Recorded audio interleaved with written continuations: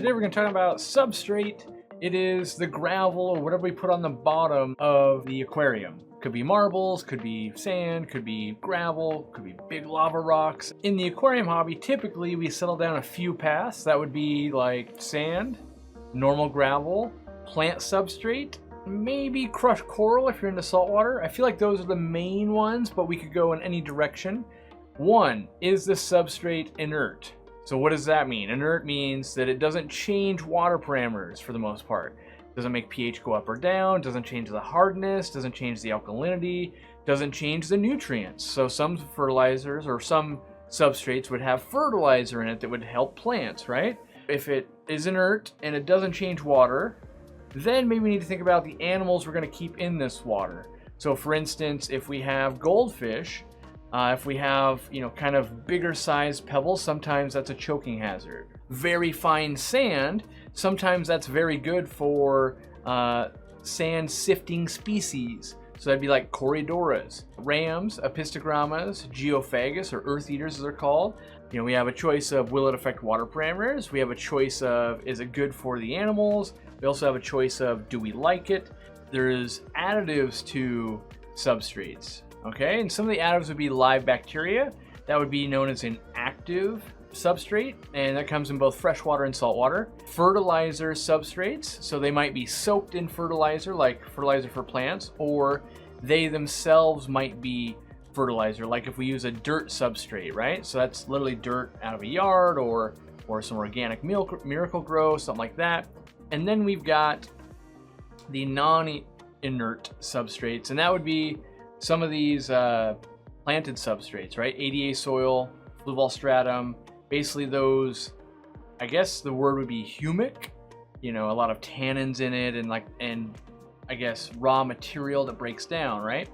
All of those naturally, when you have something that's breaking down, will be kind of lowering pH into different degrees. It's not all equal and based on how much we use in the surface area, and we'll talk about that, like substrate depths, surface area, what does that mean to us, and what it might mean with some of the chemical reactions going on with some of this stuff.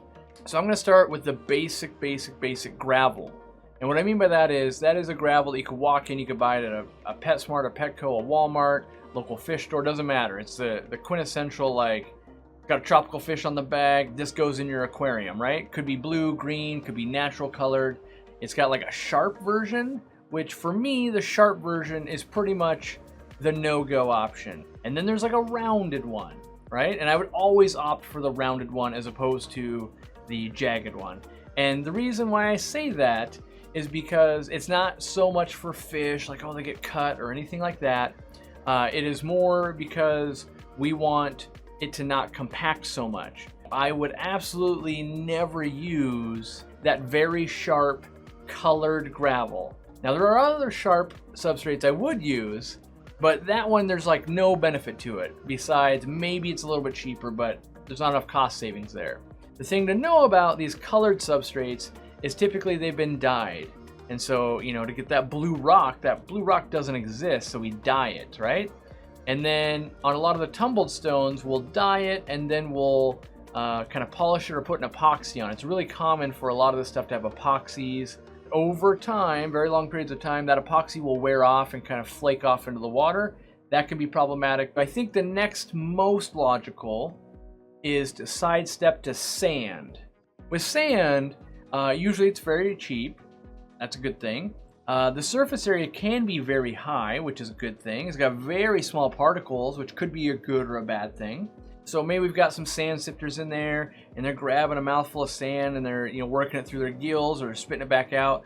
Sand tends to compact. A couple things. The first thing, a very compact substrate doesn't have very good water flow. Maybe you've got a bunch of sand in there, everything's going great. You get in and you gravel vac really well because you haven't done it in a while, right? And you mix up all that sand. Well, that top, like about ½ inch or so, was fully alive with bacteria, and it was really helping process waste in your aquarium, and it was doing things, right? And then maybe the other 1.5 inches you had wasn't that same type of bacteria. It was a different bacteria. So the top layer had lots of access to fresh water and oxygen, and down below we didn't really have that going on. So maybe we had anaerobic bacteria growing. So that means bacteria that doesn't need oxygen or prefers not to have oxygen. That does a different process. What that can do is it can actually eat nitrates, which is good, but at the same time, we don't have great flow going through there. So we're not eating that many. And this method would be called a deep sand bed. One of the main problems I have with sand, and don't get me wrong, I have sand, I have a coarse sand in my 800 gallon right now. I'm not using it for its deep sand bed properties. I'm not even really growing plants in it. And that's kind of something to be brought up. In my opinion, sand is one of the hardest substrates to grow plants. A lot of times where the beach is, there's not a whole lot of plants. There might be a sprig here and a sprig way over there and a tree that managed to make it, right? But if you go back 20, 30 feet, right, back from the shoreline, usually you'll see like, wow, there's tons of plants. The sand will fade into more gravel or normal type of substrate. More stuff's mixed in. And because we mix stuff in, it makes a more aerated substrate, which allows plant roots to actually expand well. And that's kind of one of the bigger differences between a lot of substrates and sand, is the ability for plant roots to really spread out and get a good foothold and thrive. And so even if they have good roots out, we also need the water to be able to carry nutrients and oxygen down into that root layer. If it can't, which sometimes sand can get that way, we've got a problem. One thing I would avoid bright white sand and black sand. Just like your car at home, those are the colors that really show when they're dirty. Crushed coral happens to be something that when you take acidic water and you put it on there, it dissolves in and adds some minerals back into the water. And so we typically get a pH that rises up, and we get some buffering capacity and small levels of calcium. So that's why I love to use it. And I'll even use it in planted tanks. Every aquarium we have, both here at the studio and at our store, gets a little bit of crushed coral mixed in. We use 1 pound per 10 gallons of water mixed into that substrate, right? So I'll use crushed coral in a planted tank. I'll use it in a tetra tank. I'll use it in an African cichlid tank. I'll use it in a puffer tank. I'll use it almost everywhere, right? The thing to know about crushed coral is it does become exhausted eventually. Now, if your entire substrate is crushed coral, that might mean 5, 7, 8 years you got to replace it. Maybe less, maybe more, depends on how many water changes you do. Where if we're only mixing in 1 pound per 10 gallons at the store, and at home, we find that we have to replace it about once a year. But let's move on to plant substrates, because people, love to talk about plant substrates.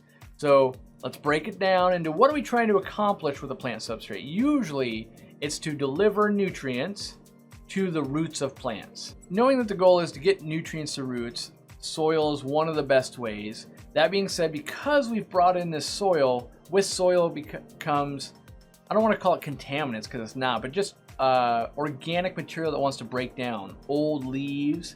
You're not going to see a leaf, but just the remnants of that breaking down.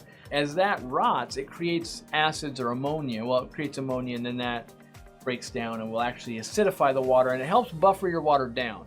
One of the greatest things you can do if you're breeding crystal shrimp. Again, oh, this animal needs this. If I use this substrate, it helps with that, right? It's so nutrient dense, releasing ammonia, and if we're not careful, we can actually hurt our fish or our shrimp and things like that. So, that's why we might have to cycle the substrate sometimes, and that would be on the negative effect on it, but you do get the positive. I'm not saying that I am right, because I have not done nearly enough studying to prove or disprove this. I can only say, in my own fish room, here's what I've noticed. In the wild, here's what I've noticed. I can't say, here's what the studies I've run have found, here's the studies I've read have found, none of that. I think there's multiple ways to do this, and I think water parameters come into play. I think a lot of things come into play. We hope you enjoyed this video. To watch another one just like this, click here.